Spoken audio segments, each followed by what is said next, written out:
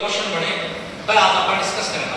तो पहली चीज तो अपन ये ध्यान होना चाहिए कि चक्रवर्ती ब्याज है वो होगा कि देखो फॉर्मूला क्या होगा बी चीज पर डिस्कस करना। तो देखो चक्रवर्ती ब्याज को अगर फॉर्मूला बात करा तो दो तीन टाइप का क्वेश्चन और दो तीन टाइप का फॉर्मूला यहाँ ठीक है। अगर अपन सीधो चक्रवर्ती ब्याज पूछे तो बी को फॉर्मूला जो अपन यूज करा वो है मूलधन 1 प्लस r बटा 100 और टाइम ठीक है। अब तो यह जरूरी थोड़ी है कि जो बताना होगा वो क्या बने है ना, ये तो अपन डीप में जाने की जरूरत भी नहीं है ना। और झटकानी फॉर्मूला की बात है तो अपन से निकाल भी नहीं हो तो आधा के समझ में नहीं आवे है ना, क्योंकि बहुत लंबा चौड़ा सिस्टम है। तो अपन तो सिर्फ ये याद ही रखना कि मूलधन गुणा वो जो निकले वो की निकले वो अमाउंट निकले वो क्या होगा, या अपन बोल सकता हां चक्रवर्ती मिश्र धन। समझ में आ गई बात है। चक्रवर्ती मिश्र धन को मतलब बिग माइने अमाउंट प्रिंसिपल भी है यानी कि मूलधन भी है, मूलधन और ब्याज दोनों आएगा। मूलधन और ब्याज दोनों ही हुए। तो इसको मतलब अगर अपन ने ब्याज निकालना हो तो अपन क्या करना, जो भी मिश्र धन है वो अपन क्या घटा देना ब्याज घटा देना जो भी आओ या मिश्र धन हो मूलधन घटा देना क्या क्या ब्याज आ जाए।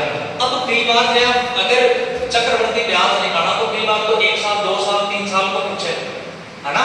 कई बार क्या होए कि 3 महीना को पूछ ले, कई बार 4 महीना को पूछ ले, कई बार 6 महीना को पूछ ले।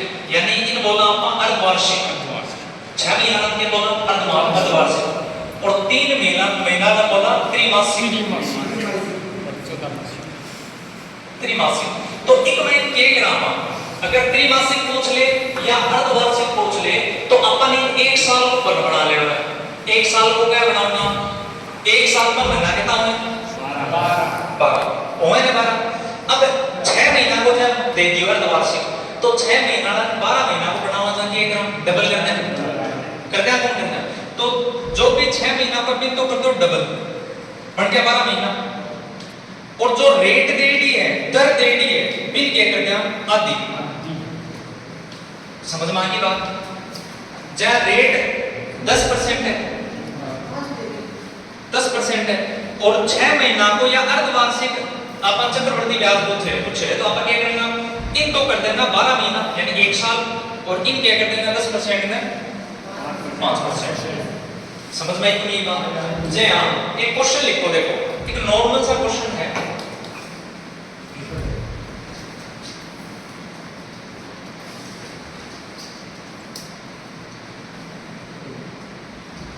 कि 70 साल है 70 साल हाँ सारा बता दूंगा तो थोड़ी सी ठंड है ना, सारा बताऊंगा। 8,000 रुपए का 10% वार्षिक ब्याज की दर से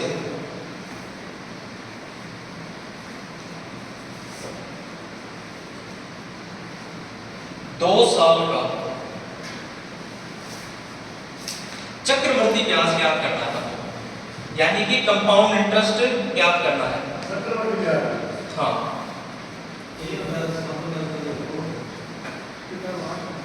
ठीक है। तो पहले इसको समझ लो है ना। इसको करने के 2 तरीके हैं आपके पास में।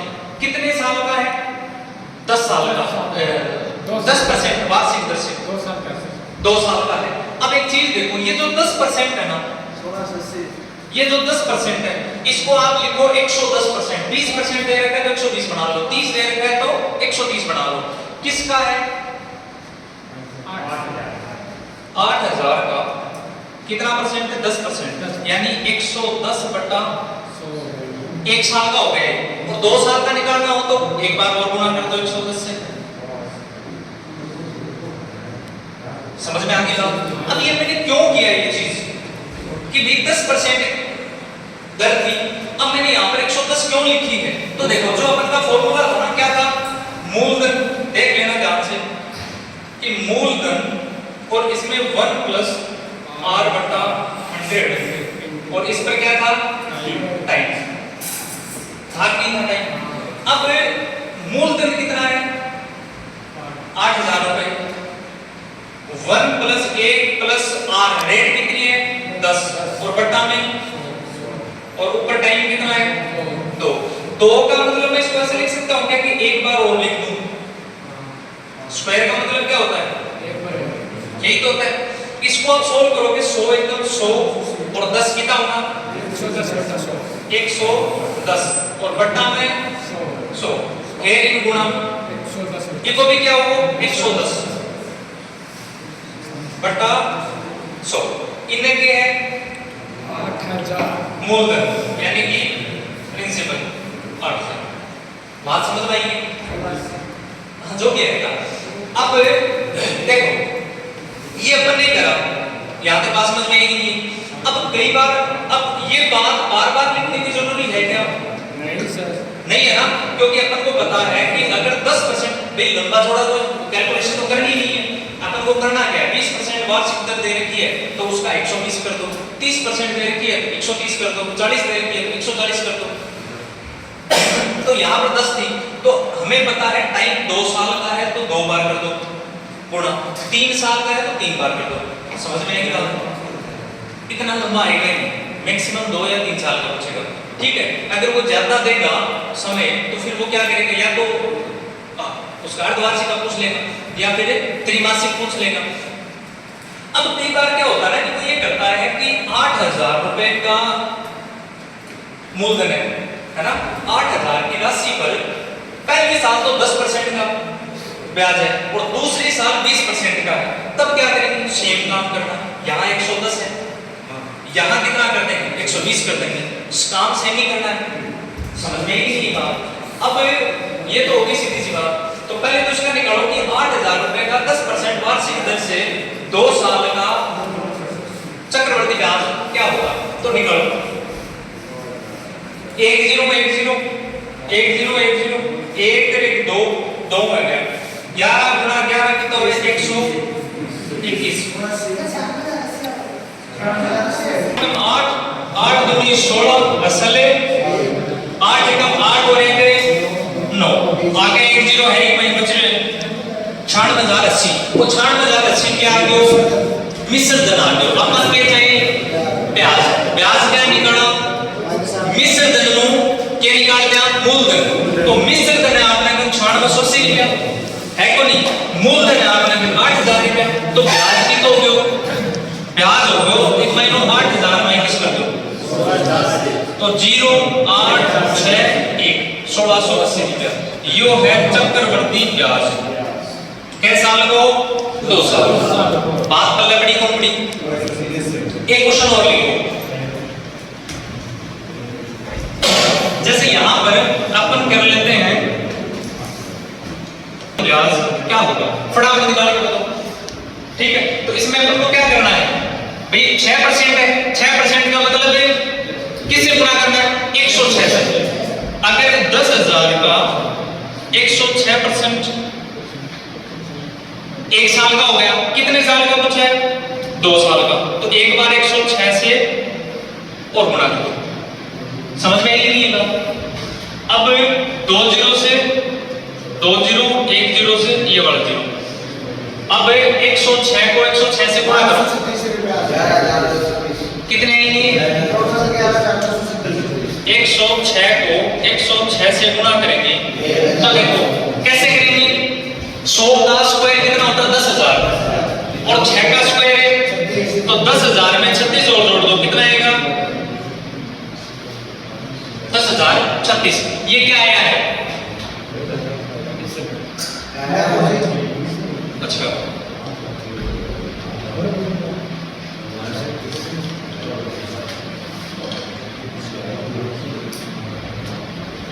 देखो इसको मैं ऐसे लिख सकता हूं कि 100 प्लस 6 है ना, शॉर्ट में अगर करना हो, क्योंकि आप एग्जाम में जाओगे तो एग्जाम में आपको 106 से 106 को तो गुणा करोगे नहीं। तो हमें क्या करना है? या तो एक काम कर लो कि 106 को 100 से गुणा कर लो, कर लिया। 106 को 100 से गुणा करोगे तो 2 जीरो लग जाएंगे आगे। ये कितना हो जाएगा 10,600। अब 106 को 6 से और गुणा कर लो, तो 106 को 6 से गुणा करोगे तो 100 में 6 गुणा कितना में 600 और 6 में 6 करा देना 36, यानी कि 636 और जोड़ दो। क्या आ गया 6 3 6 6 12 1 और 10 रह गए 11,236 रुपया। वो क्या आ गया कंपाउंड इंटरेस्ट नहीं, कंपाउंड अमाउंट। अब अपन को क्या निकालना है ब्याज। तो ब्याज कैसे निकालते हैं, अमाउंट में से जो अपना मूलधन है वो माइनस कर देंगे तो क्या आ जाएगा, तो कितना है 11,236 में से 10,000 माइनस करोगे तो कितना आएगा 1,236 रुपए। वो ये अपना क्या होगा ब्याज। समझ में आएगी नहीं बात, बड़ी बात नहीं समझ में। देखो दोबारा अपन को क्या करना है, ब्याज साधारण ब्याज होता है तो कोई दिक्कत नहीं होती है ना। अपन को निकालना क्या है चक्रवर्ती ब्याज। और चक्रवर्ती ब्याज देखो कैसे लगता है, 1 साल का तो साधारण ब्याज, क्या 1 साल का तो साधारण ब्याज। अब एक जैसे मान लो 100 रुपए थे, क्या मूलधन कितना है 100 रुपए। 1 साल का साधारण ब्याज है 50 रुपए, ठीक है। अब 1 साल का अमाउंट कितना हो गया 150 हो गया, नहीं हो गया। अब ये तो जो 150 आया है ये क्या हो गया अमाउंट हो गया, नहीं हो गया,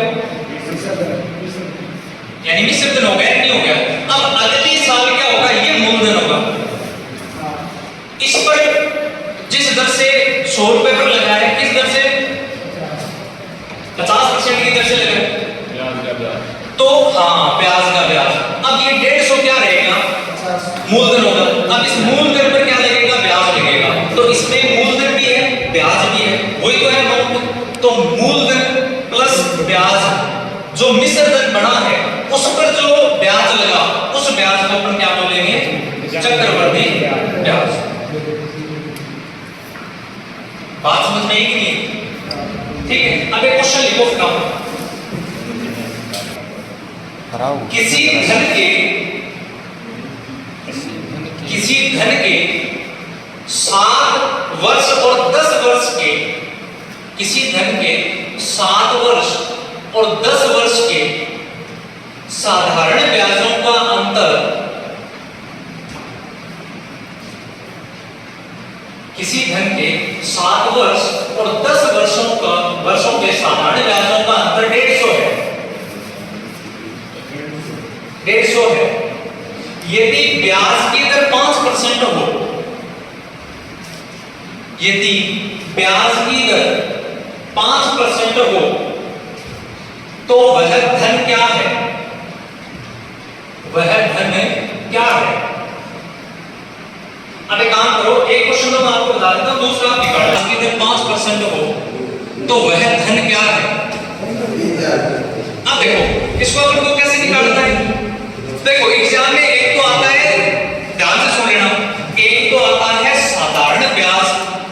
जैसे मान लो 5 सालों का ब्याज ये है साधारण ब्याज, 10 सालों का 12 सालों का इतना है, दोनों का अंतर आपको दे रखा है, मूलधन पूछ लेगा, ठीक है। एक बार कई बार क्वेश्चन आता है कि साधारण ब्याज और एक चक्रवर्ती ब्याज, इन दोनों का अंतर आपको या तो पूछ लेगा या फिर दे देगा। और दे के क्या पूछ लेगा, या तो दर पूछ लेगा या टाइम पूछ लेगा।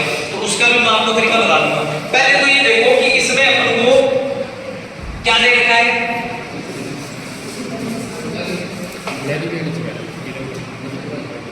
अगर आपको 7 साल या 7 वर्ष और 10 वर्ष, इन दोनों के ब्याज का अंतर कितना है 150,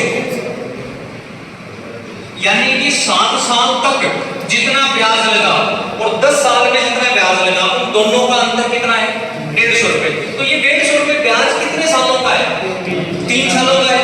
तो 3 साल का अगर 150 रुपए ब्याज होगा तो 1 साल का कितना होगा 50 रुपए होगा कि नहीं होगा।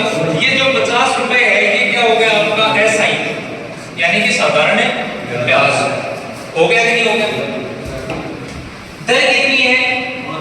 5%। दर कितनी है? 5%। अपन को क्या निकालना है? राशि, मूलधन। कैसे निकालेंगे?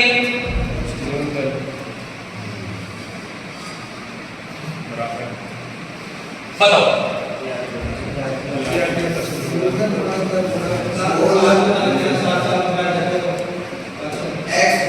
ये क्या होगा? ब्याज। कितने सालों का? साल कितनी है? 7। दर कितनी है? टाइम कितना है? 7 साल। क्या चीज पूछी है? मूलधन। निकाल सकते हो इजीली, आराम से निकाल सकते हो। कैसे? मैंने आपको दो तरीके बताए थे। कौन सा? एक तो समानुपात, अनुपात समानुपात वाला बताया था कि नहीं बताया? अगर अनुपात, हाँ बोल प्लीज। 300 क्या है? साधारण ब्याज। कितने सालों का? दर कितनी है? तो अपन को क्या निकालना? 100 अनुपात मूलधन समानुपात दर गुणा समय। कितना होगा? 35 7 पंजों। और समानुपात ब्याज। ब्याज कितना है? 350। अब क्या करेंगे? बाहर गुणा अंदर गुणा। तो 100 गुणा 350। तो बाकी ये दोनों है वो कहां जाएंगे? भाग में। तो मूलधन तो रह जाएगा, 35 आ जाएगा भाग में। इधर क्या बच जाएगा? मूलधन। याद क्लास समझ में आएगी नहीं? नहीं 35 करने आ रही है 100 और 350 गुणा होगी। 100 गुणा 350 बराबर मूलधन गुणा दर गुणा समय। ये 35 इधर हो गए, क्योंकि बाहर वालों का गुणा अंदर वालों का गुणा हो जाएगा कि नहीं हो जाएगा? अब अपन को क्या करना है? 35 इधर किसमें है? गुणा में। इधर आएगा किसमें आएगा? दे दे भाग। इधर क्या बचा? सिर्फ यही तो अपन को निकालना है। अब इनको कितने टाइम कटा? 10 टाइम। 100 को 10 से मल्टीप्लाई करेंगे। ये क्या है? मूलधन। समझ में आई नहीं? पक्का? अब लिखो अगला क्वेश्चन। 4% किसी धन का 4% वार्षिक ब्याज की दर से, किसी धन का 4% वार्षिक ब्याज की दर से 3 साल के ब्याज उसके 5 वर्ष के ब्याज से 400 रुपए कम है। 3 साल के ब्याज उसके 5 वर्ष के ब्याज से 400 रुपए कम है। यानी 3 साल का जो ब्याज है वो 5 साल के ब्याज से 400 रुपए कम है। तो मूलधन बताओ या धन बताओ।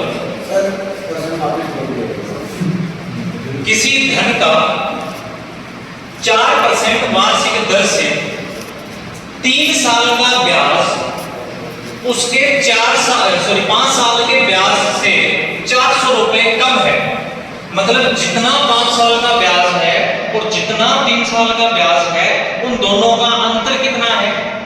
400 रुपए। अपन को क्या निकालना है? धन। ठीक है? धन का मतलब प्रिंसिपल, मूलधन। तो मूल जो है वो क्या है? धन ही तो है। मूल धन यानी बिना ब्याज का पैसा, वही क्या होता है? मूलधन। और जब ब्याज हाथ में जुड़ जाएगा तो क्या हो जाएगा? मिश्र धन। मिश्र का मतलब है मिश्रण। और मिश्रण किस किस का? मूलधन का और ब्याज का। हाँ निकाल लेंगे, कोई नहीं। तेरा आ गया आंसर 5000। सही है तेरा, तो गलत निकाल हो सकता है।